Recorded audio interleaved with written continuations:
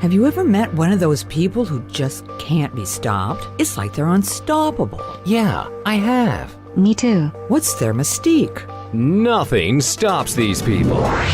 Don't stop. Welcome to Mission Unstoppable with Coach Frankie Picasso. You're about to meet some of the most amazing people.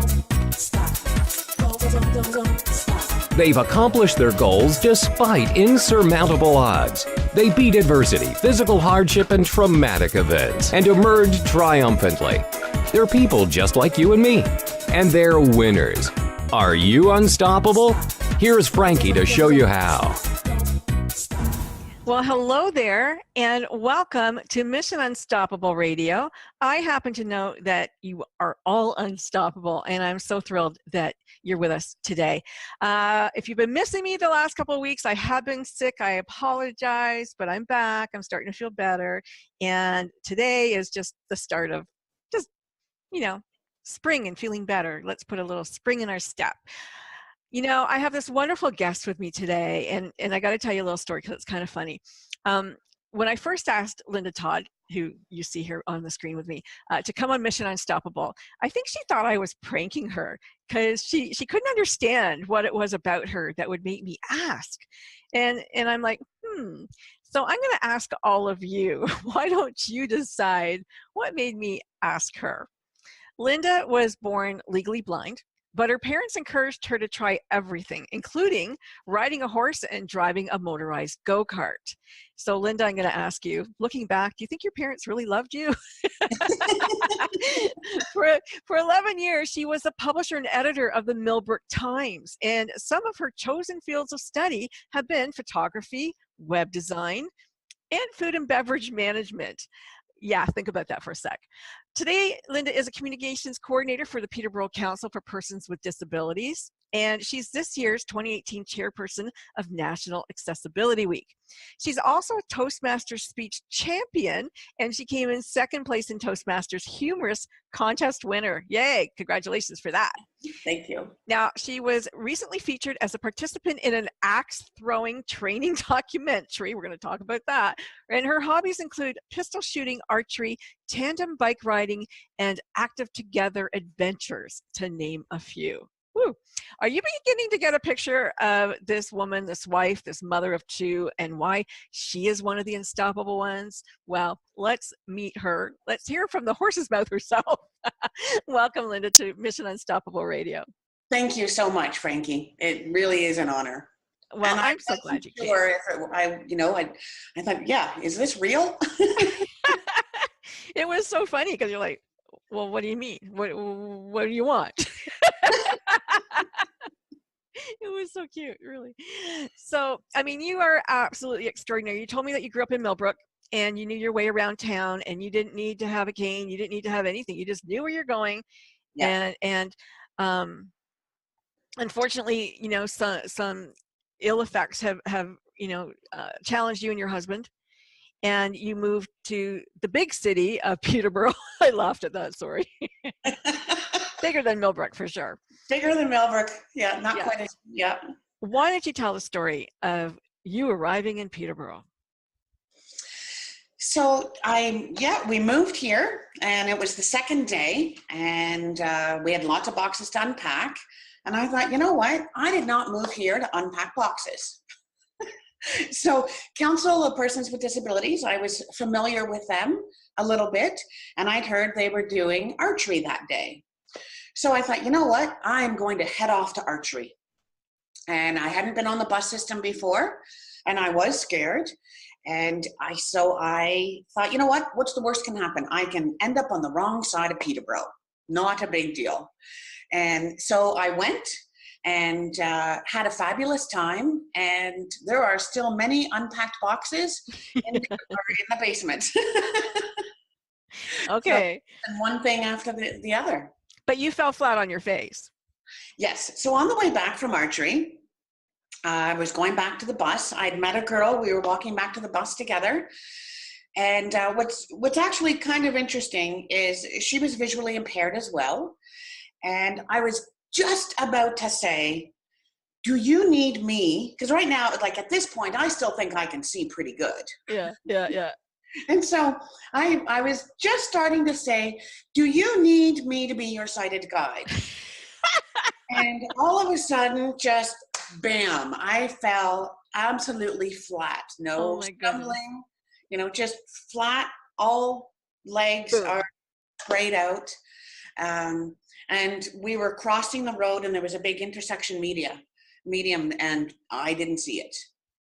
And that's when I realized, after I picked myself up, and that hurt. Yeah.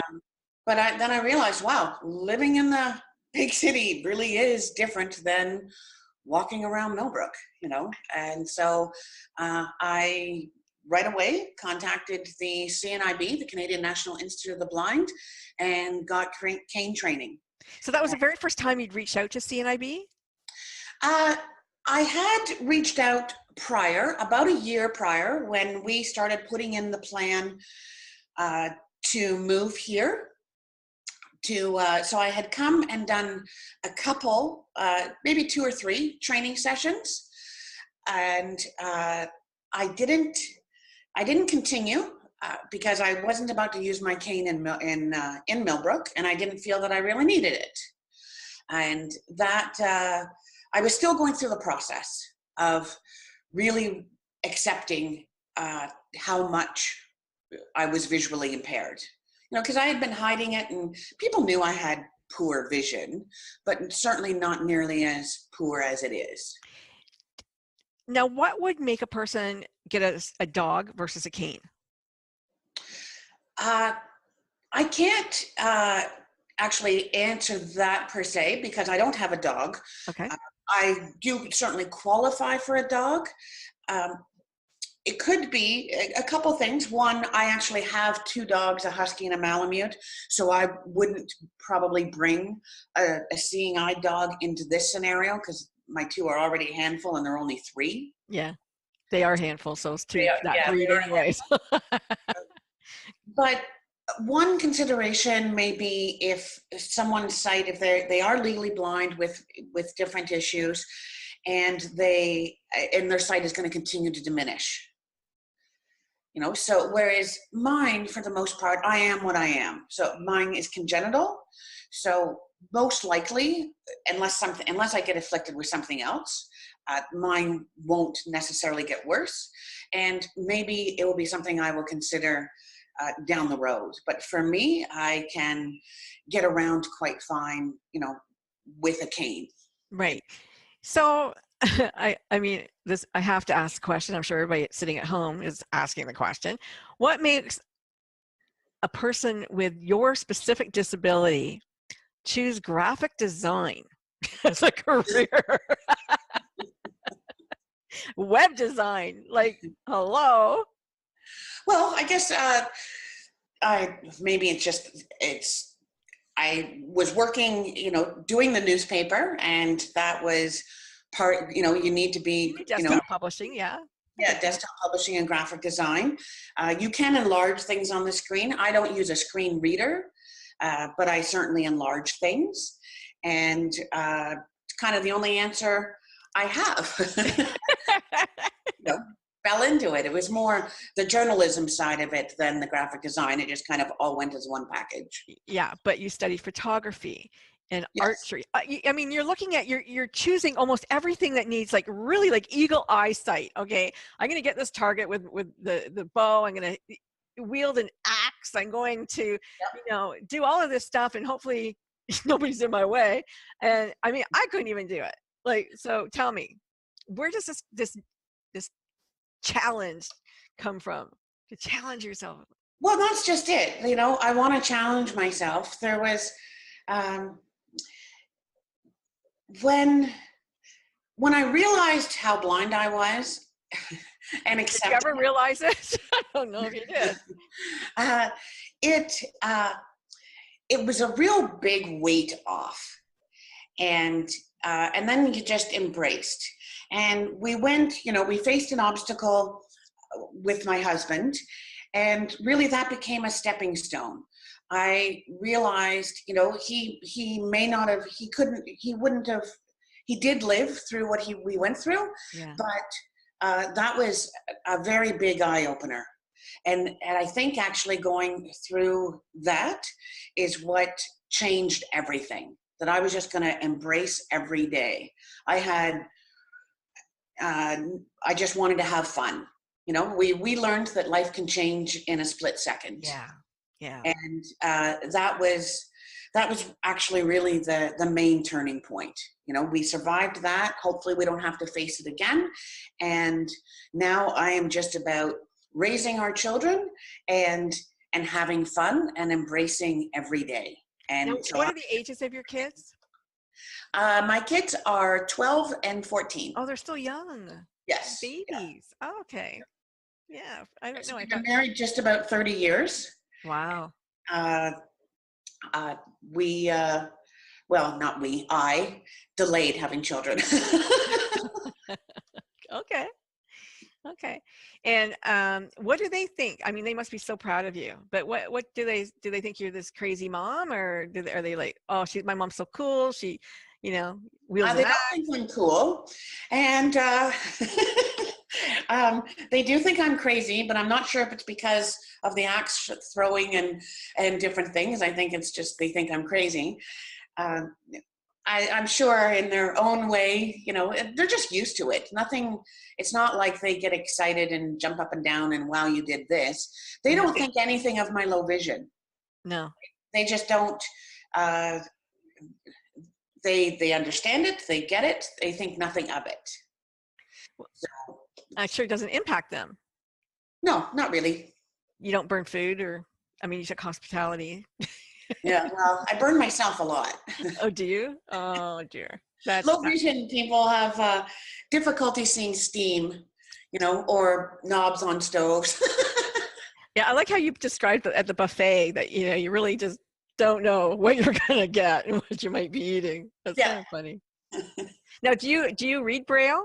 Do you know how to read? No, I don't. You don't. So even if they they do have it now at some places on the buffet I've seen, but it wouldn't help you. No. So how do you just ask the person next to you, or you just take? Well, yeah, you hope that menus are legible, which most are not, it seems. At times I can, take a picture with my phone and enlarge it if there's a certain section, or if I'm with someone, then I just have them tell me. Do you need lots of light? Or the light hurts your eyes? No, light is actually my enemy. Yeah. So you've got low vision, because for me, I can't see anymore very well, but if I, add light to it, then I'm like, oh, okay, now I can see things. So, but it's your enemy. So darker, it's easier for you to read. Yes. Yeah. So I'm low vision, and I have scarring in the center of each eye. I have nystagmus, and so my eyes move, so it's hard to focus. And I have extreme sensitivity to light. Okay. Hence the dark glasses. For the sun to not be there. Right. And then winter is worse. No, maybe you should move to Alaska, land of the midnight sun. Yeah. Yeah, that'd be funny. So tell me about Toastmasters. That's a great honor to be a master, coming second in the humorous section. That's hilarious. Tell us about how you got involved with Toastmasters, and I want to know what that speech was about. So through Council with Persons with Disabilities, I became more and more involved with them. And it's a great nonprofit charitable organization. And they put on what was called a speech craft. So they invited volunteer Toastmasters to come in, and any participants with Council with Persons with Disabilities could go to this speech craft. And so I joined, and it was like, whatever I am afraid of or don't want to especially do, I'm going to do it. And so I went and went through, developed, my speech, which was actually a struggle, because there's a lot of things that I admit in my speech that, about living in denial and things. And so it was a struggle getting through that writing. It was a process, and it's like journaling, right? Yeah. So I then, after you're done that program, then Toastmasters offers a 6-month membership for free to anybody that does it. So I said, hey, okay, I'll do that. So the first night that I was going to go, I found out that there was going to be a humorous speech contest. So I thought, hey, this scares the heck out of me. I'm going to do it. Okay. I wrote a humorous speech of all of the blind incidences that, I've gotten involved in. And so I went to the meeting. They actually had to induct me as a member before I could go up and enter the competition. Okay, yeah. That was, and then the Toastmaster of the night said I believe his words, something were to the effect, I was either very brave for doing this or a complete idiot. Very brave, I'm sure. I joined Toastmasters a long, long time ago, and I need to go back, definitely. But it is scary, but it's a fun kind of scary. It is. Challenge. Yeah, and it's a really good group. It can be very fun. Yeah, it's very nurturing, and it's about developing growth points. So you get positive feedback and growth points, and then and now actually, as I've continued through the process with Toastmasters, I'm now presently the president. Oh wow! Congrats. Yeah, so it's been fun. You do not shy away from a challenge, my dear. I mean, like, wow, look at all the stuff that you do and have done. You, yeah, let me just take a look here. Excuse me, guys, for a second here. You are on the town council now. Not now. I was when I lived in Millbrook or Cavan Monaghan. Okay. I was a town councillor, yes.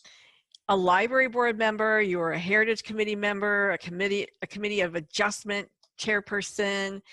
I mean, water advisory committee. Like, you just jump in wherever you need to, or as they say, angels, dare to tread or whatever. Like, have you always been civic-minded? Yeah, when I lived in Cavan Monaghan and I was a councillor, I certainly gravitated toward more political and environmental issues. And since moving to Peterborough, now I realize through my own journey and getting so involved with CPD that my true passion is about advocating for the inconvenienced. And I believe really strongly in that, in promoting education and understanding and inclusivity. And I know that is everything that I've gone through to this point, that's me going forward. Well, I know that you're going to come back and join me on a show in a couple of weeks to talk about that specifically. So if there are people out there who are inconvenienced instead of disabled, come and join us for that show, and maybe just give us a highlight of what's to come, because you're going to have a few friends, aren't you, on this show? Yes, yeah. So there's a gentleman, Alec Denies. He will be coming on with me, and he and we run the Active Together Adventures program, and that is a program we run volunteer because there's no funding. So if there's anyone out there that would like to provide funding, there's always that option. And what we offer is it's about striving to thrive and getting people out of their homes and in sports and recreation.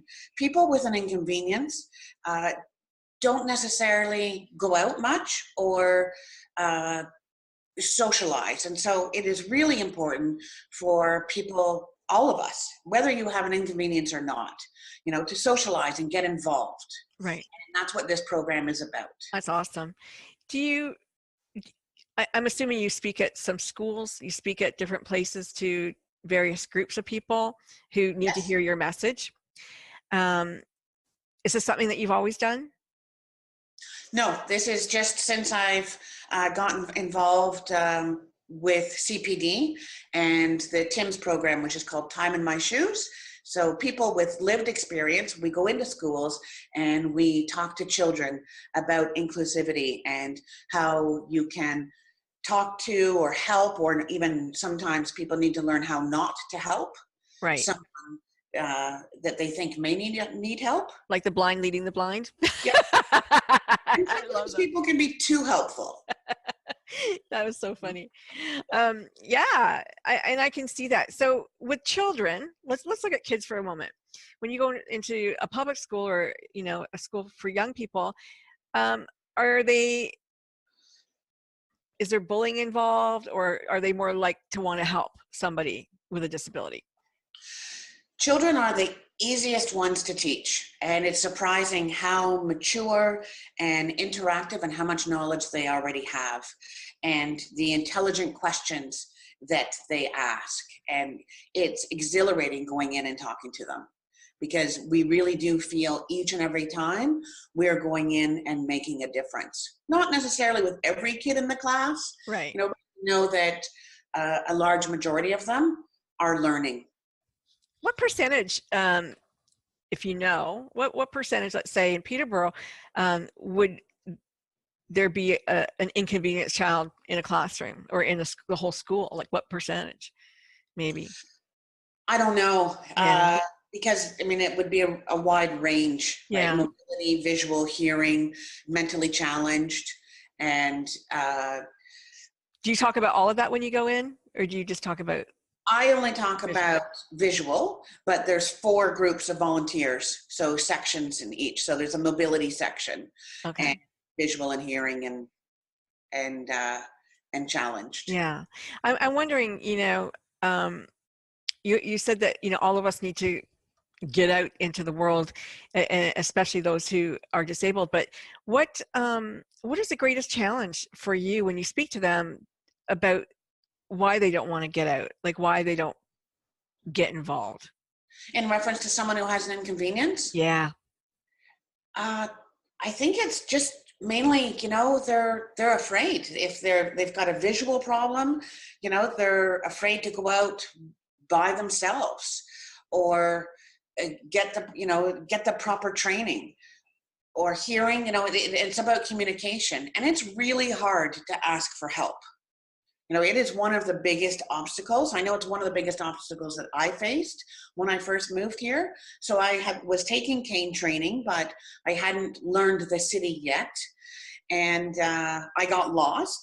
And I got lost for about 3 hours. I couldn't find a bus stop. I didn't know the area I was in. And I just kept walking and walking and prayed that I would finally just happen across a bus that was stopped. So it finally happened. I just got on any bus. I didn't even care where it was going, because I knew eventually it was going to go back to the terminal, and then I could find my way from there, to get the second bus. And I was talking to my friend later and told her, and she goes, "Well, why didn't you just phone me? I would have come and picked you up." Yeah. And I said, "Well, because I was determined to, figure it out myself." Yeah. Yeah. But really, in reality, I wasn't in a good part of town. It wasn't necessarily the smartest thing, and it wasn't necessary. I knew I could have just phoned her. You could have called Uber. I could have called Uber too, yes. But it's that stubbornness that you just don't want to ask for help. And so now I've gotten to the point, if I go into a restaurant and I can't read, like if it's a chalkboard type menu, I don't stand a chance. No. So now I'll ask, can you please, I don't ask them to read me the whole board, of course, but what do you have for chicken dishes? Or what is today's special? Right. Before I would just say, can I please have a ham and cheese sandwich? Because that was easier. That was easier. And I don't like ham. Oh my gosh. You would just pick something. Well, I mean, kudos to your parents for making you so self-reliant, but did it also make it more difficult then for you to ask for help, do you think? Because, they tried to kill you so early on. Well, I really wanted a horse. Yeah, me too. Yeah. I got one at 10, yeah. No, I think it is all about developing strength. And I think my parents were always supportive, and they knew that I had, low vision, maybe not as extreme as it was, but even when they would tell me afterward, they never stopped me from doing anything. It was always encouraged, even when they were positive that I would fail. Right. And there was times that I did, and then there was times that I succeeded, but they never, they didn't say no. You didn't wear glasses when you were a young child? Oh yes, I wore glasses. Yeah. Yeah. Always. I mean, it kind of reminds me in a way of, there's a story. When I worked for the government, we would collect eyeglasses and take them down to South America, and you would just collect everybody's old prescription glasses, and you would take them, and hopefully somebody, would have the same prescription and they could see. There was a bus driver down there who was legally blind and didn't know it. And when he put the glasses on, he's like, oh my God, there's the road, you know?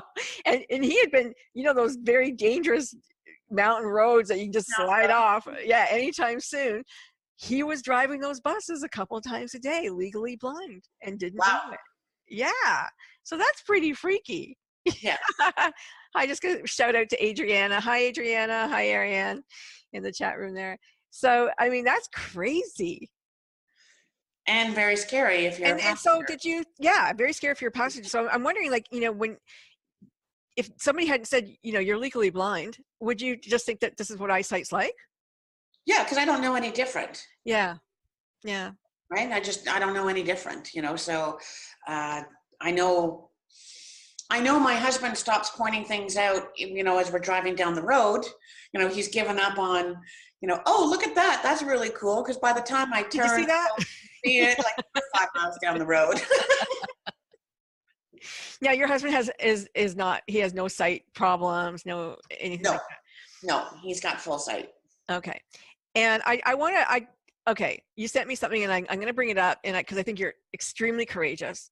You do have something behind your eye, an aneurysm, right? That could explode at any time. Hopefully it won't, knock on wood. We'll pray for you to shrink it and make it go away. But if it becomes a certain size, then they'll need to do surgery on you. Is that correct? Do I have it correct? Yes. So I was diagnosed in 2015 with an anterior communicative aneurysm. So it is at 3 millimeters now, and they will do surgery at 5 millimeters. Stereotypically, they burst at 7 millimeters. Okay. So we just hope that it doesn't burst between 3 and 5. Okay. At the same time, surgery is not my friend when it comes to this. You know, the outcomes on surgery can be quite dire. And so communication, is that because it's behind where the communication center of your brain is, or is that just the name of it? Well, it's the anterior communicative artery. So it is, it's your memory, your vision, your voice. Oh, wow. Yeah, it controls. It's a biggie. It's a biggie. Yeah.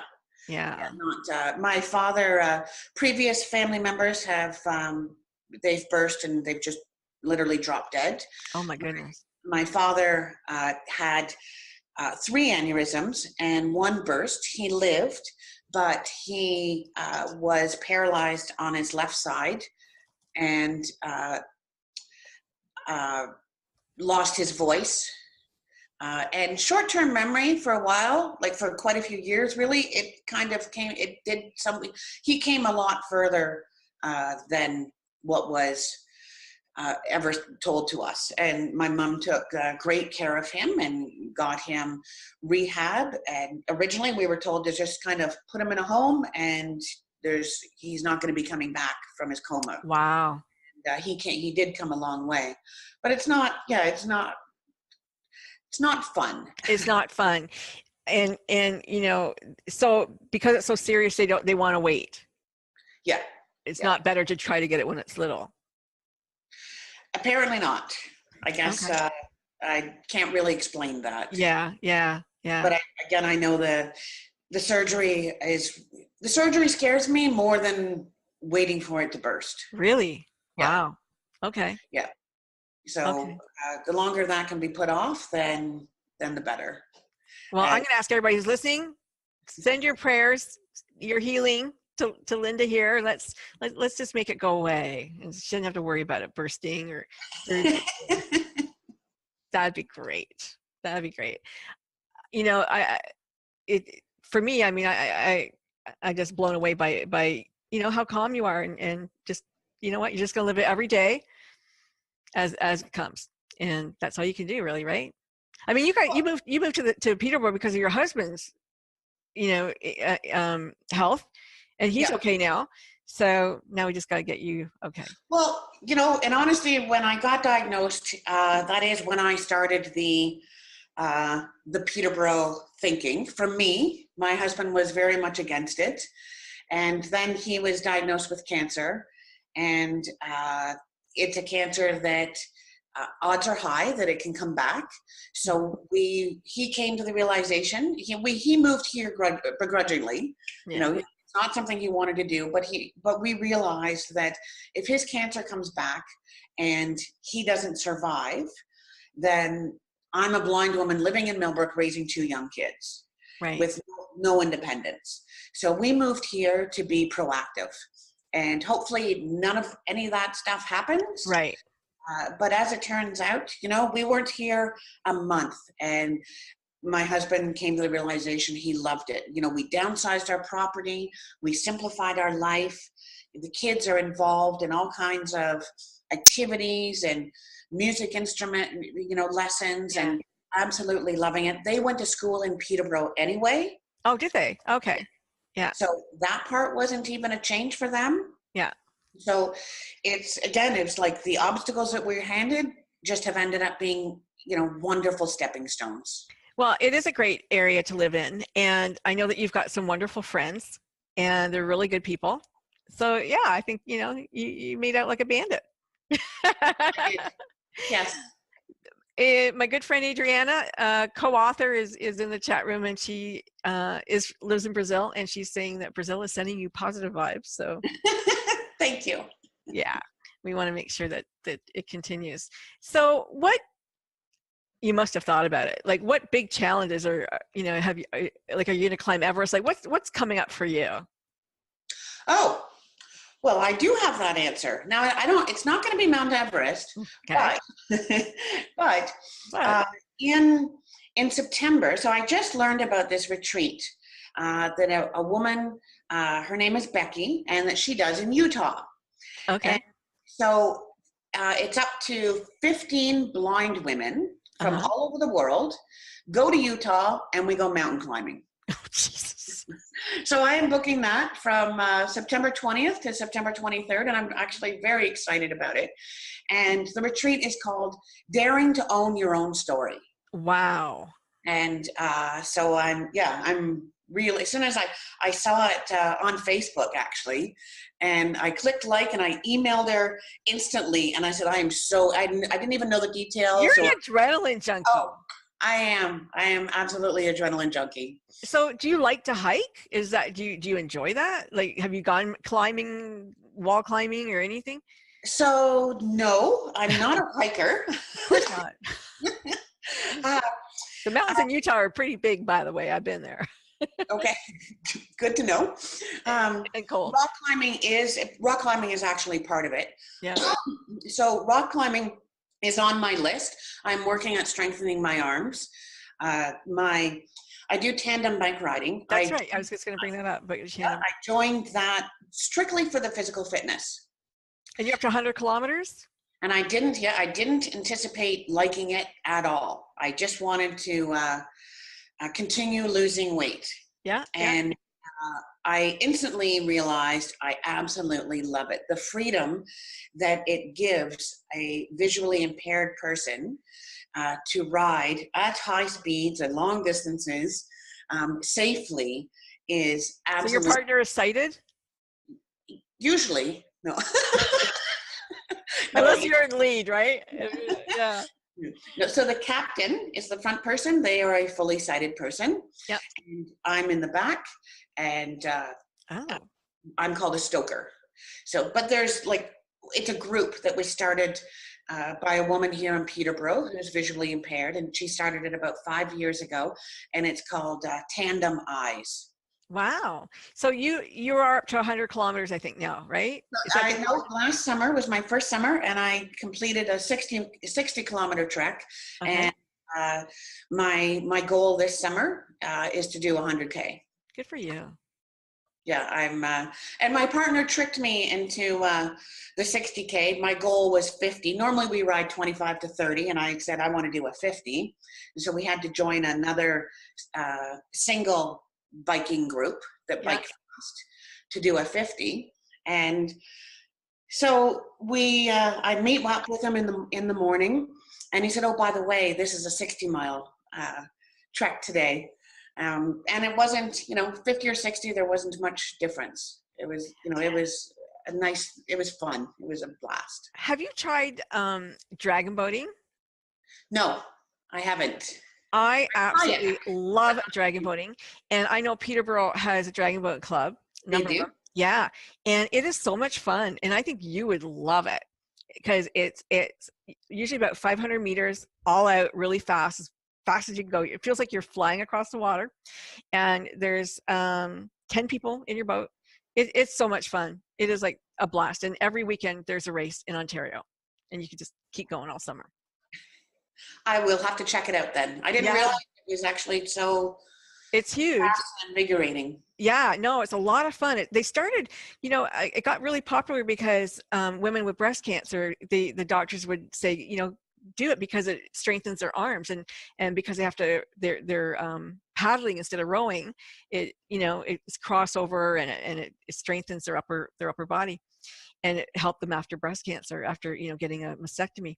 So there's a lot of women, and when I worked for the government, I started dragon boating in the government, and you can have people. There were people on our team from like 18 to 70 something. Like you can be whatever age. It's wonderful. It's a lot of fun. I think you would enjoy it. Yeah, I've lost my chat window here though, guys. If you're writing to me, I'm sorry, I can't find. Oh, there we are. I found you back. Okay, so mountain climbing in Utah. Do you have a bucket list? Like, have you written things down and go, gee, I'm gonna, do this and do that? I haven't actually made a list per se. Rock climbing is one of them. The mountain climbing in Utah, that wasn't, mountain climbing was on the list, but, that just happened I came across it. So Why not? Yep. And it's really just, I always keep an eye out, and wherever I see something, and then I go. And my husband and I had to Google sync our calendars, because he never has an idea where I am. Does he have any interest in any of this stuff? No, not so much. Not so much. Okay. So, I can see you on this mountain giving your sermon. Giving your speech. He works long hours. Uh-huh. He's very supportive. I can go and do whatever I want. Oh, actually, that's not true. My husband and children said I'm absolutely not allowed to go skydiving. I thought that would have been the first thing you did. Oh, I so want to do it, but they have begged me. Brian is terrified. I just won't see the ground. And so it's the one thing he said that, absolutely there's no give on it. I'm not allowed to go skydiving. Okay, I need to talk about this documentary, the Axewielding Documentary. How did they find you? Or did you sign up, go, I'll look for the most dangerous thing I can find and sign up for it? Tell us about this documentary. How did you get involved? So that was something, again, that came through CPD, Council of Persons with Disabilities. And Anna, the project manager, when I started getting involved in doing different activities, I was constantly firing off different emails with ideas. Okay, can you arrange this? Can you do this? Let's get a group together. And so I suggested axe throwing. Well, the next thing I know, Alec and I and Anna arranged a 6-week axe throwing league at the local club here. So Bowling would be too safe, right? It is. There's you're kind of in a cage. There's Okay. Chain link fencing down the sides. Yeah. Only one person, can throw down at the same time. The target's really big. Shout out to Diane Lang. Hey, Diane, how are you? Good to have you in our chat room. Yeah, there's another unstoppable woman there. Okay, so you're like a batting cage almost. Yes, it's like a batting cage. Okay. With an axe. Yep. And so then, how big is the axe? Sorry. Carlo is the owner, and he just accepted that. Okay, I'm having a group of people come in, and for 6 weeks, and that's great. He didn't know you guys were blind. Well, he knew we were blind, and some were in wheelchairs and mobility issues and so on. And he said, as long as the person is capable of picking up and having the stability, a 1.5 pound axe, then they can come and they will be safe. So is it like a tomahawk? Is that what it's like? Yes. Okay. Yeah, it's like a tomahawk. Now they do have big ones. Yeah. As well, but the main of it is like this. Yeah. Okay. So then it turns out the owner and staff realized, they thought we would just come in, they would teach us the way they throw. and then we could go on our merry way and continue throwing. Well, but that wasn't it at all, because a blind person is going to throw differently. Someone from a wheelchair, so much lower to the ground. Right, yeah. Don't necessarily, some may have some core strength, some may not. Definitely the balance issue. One gentleman was in a walker, and so there was various things to deal with. So it was a huge learning process for them as well. So then that created the idea with the owner to create this documentary, which is coming out in the next couple weeks. Cool. And it's a training documentary to train the trainers, and it will be distributed internationally to axe throwing clubs so that it helps promote inclusivity. So how many axe throwing clubs are there? I mean, honestly, I've never heard of this before. It is all the rage. Is it? Okay. Yeah, it is a really big thing. So is it like broad jumping where you're trying to get to a certain, or is there an actual target? There's an actual target. It's a big sheet of plywood. Okay. And, a great big bullseye, and then another ring, and then another ring, and then it goes by points. Okay. So how do they express that to a visually impaired person? Throw just as hard as you can. Keep going. Point you in the right direction, throw that way. Yeah. So a lot of it can be, now I was able to see the target. Okay. It is big. At the same time, there is a focus, or your eyes move, and people who are visually impaired can also have a balance issue at times. So, or a lot of the time. So there's different things at play. And vision goes up and down. If you're more tired, your vision's going to get worse. Right. And even though you can see the target, you aren't necessarily going to throw the same. So you're going to have good days and bad days, but that's the same as anyone that's fully able-bodied. Yeah. You're going to have good days that you shoot, good days, some days you don't. But it is absolutely fun, and we're looking at doing another league very shortly. Wow. So you did have a go-kart. Have you done like sand dunes and things like that? Like, is that? No, this was like a smaller motorized. This when I was 16 and 17 approximately. Uh-huh.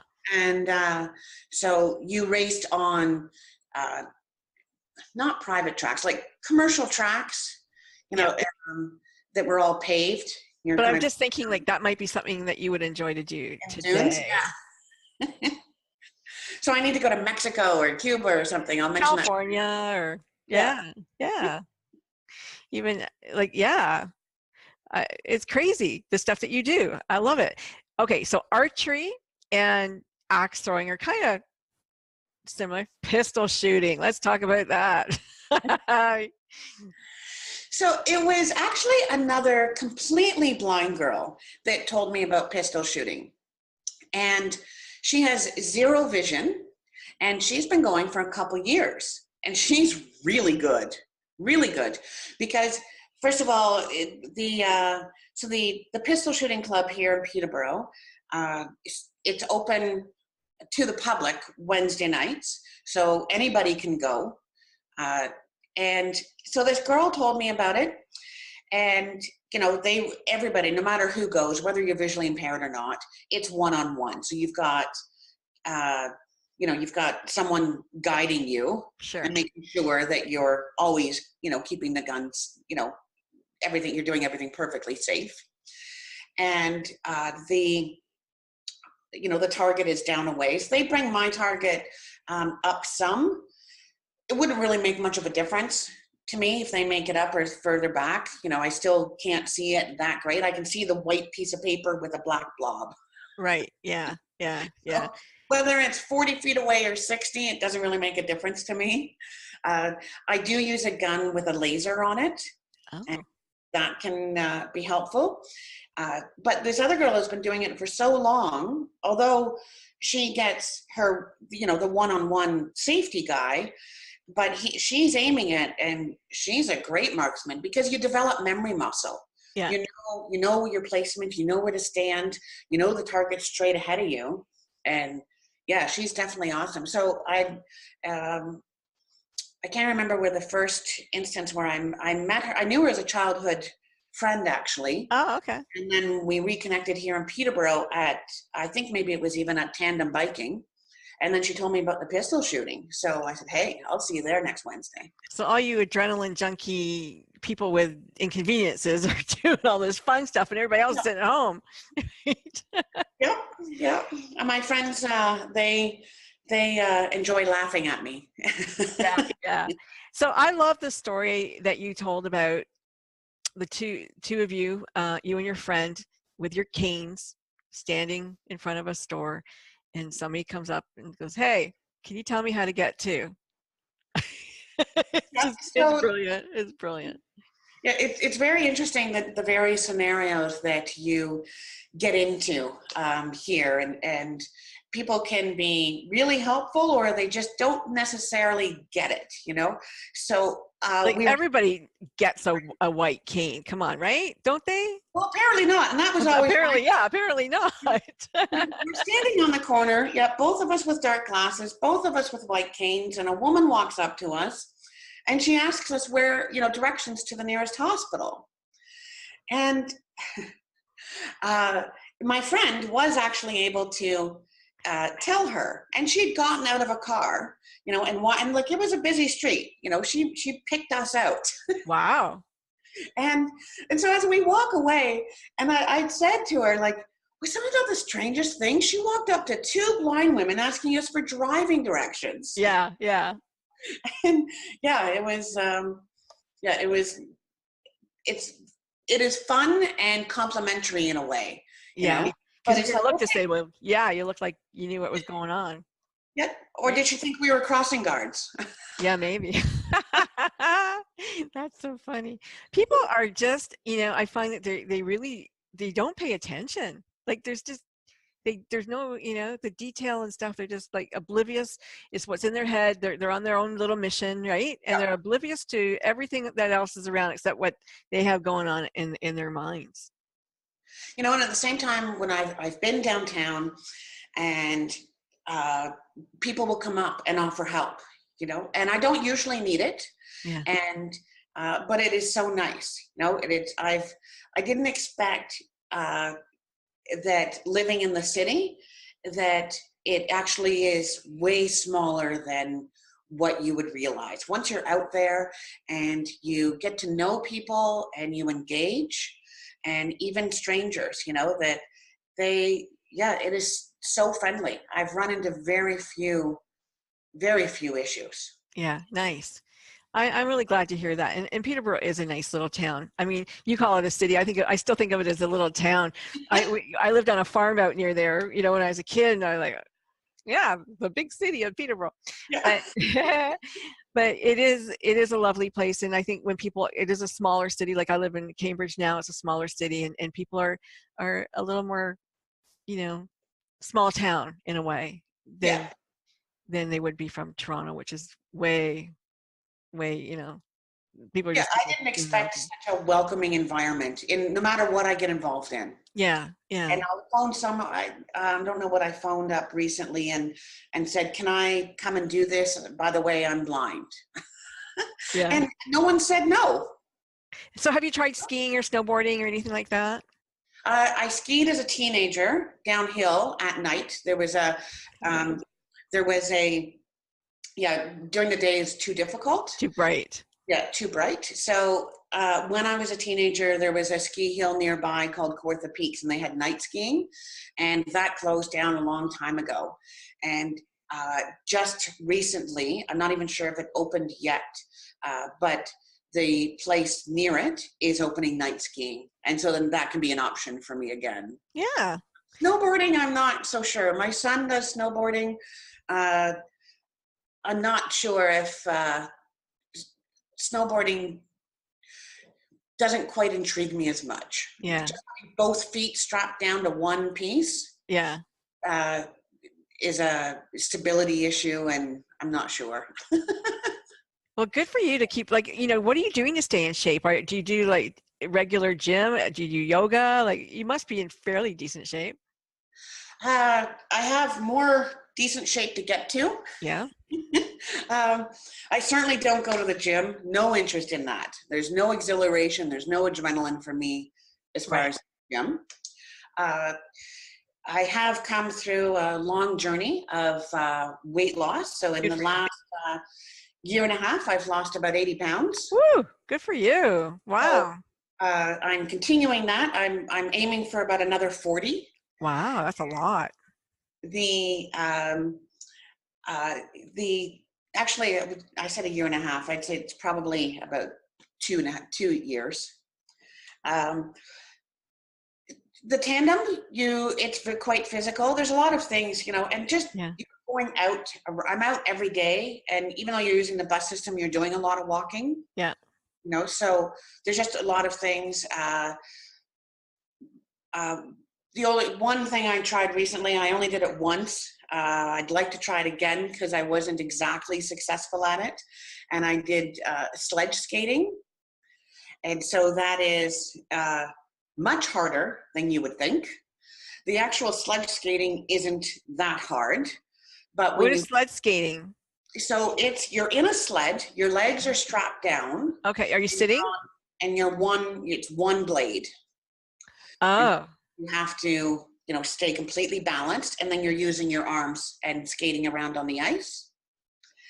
So I wanted to do it to build my upper arms because I want to do the rock climbing and mountain climbing. Yeah. So doing it wasn't so difficult until you tipped over.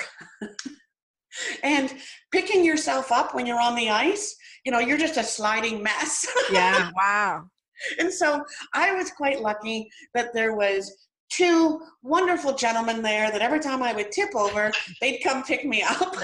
Nice. Help that you lost the 80 pounds. Yeah. Thank God, yeah.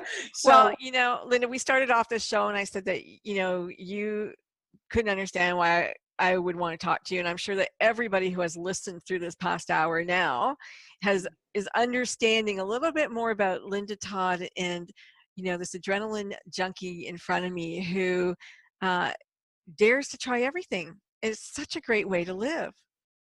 Really. You are an inspiration to so many, sighted and non, you know, disabled or inconvenienced or convenienced, however you want to call it, you know.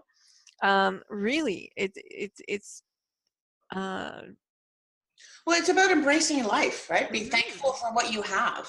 You know, I'm never going to get 20/20 vision. So make the most of what we have and enjoy every day.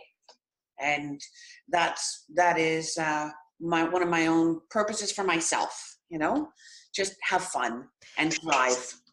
So are you writing a book about your journeys? No, it's been suggested lately by many. Mm-hmm. And it was I had the same reaction as my reaction to you. Like, really? What?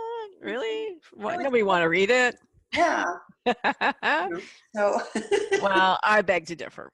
But I want to thank you, Lynda, for being my guest today. And I want to thank everybody in the chat room for joining us today. It's so great to see you, Adriana and Ariane and Diane. And I'm sure Lynn was here. And it's really great for all of you who are going to come after the live event to listen to us as well. Lynda, do you have a website? Do I have a website? Yeah. No. Okay. Well, come and visit us at the Good Radio Network, and you can read more about Lynda Todd, and you will be able to get the video and join us at the Good Media Network on YouTube, and you'll be able to watch this again as well. All right. Well, thank you, everybody. You so much, Frankie. Thank you so much, Lynda. Stick with me for a moment. Yep. It's going to leave Facebook. Goodbye, Facebook friends, and we're going to go back.